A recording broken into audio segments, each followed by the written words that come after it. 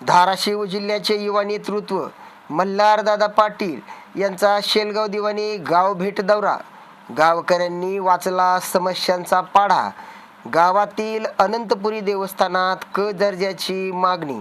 Highway ते गावापर्यंत मुख्य रस्त्यासाठी 1 कोटी रुपये निधी मंजूर करून देण्याची मल्हारदादांची ग्वाही.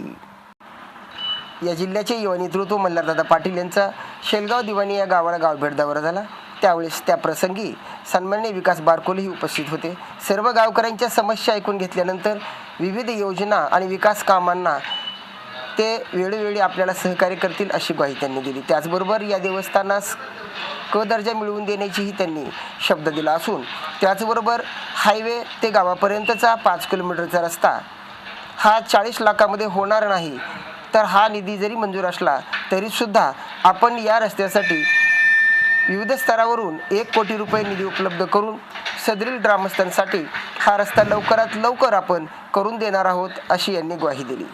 मल्हारदादा पाटलांनी या अनंतपुरी मठाचे दर्शन घेऊन पुढील प्रस्थान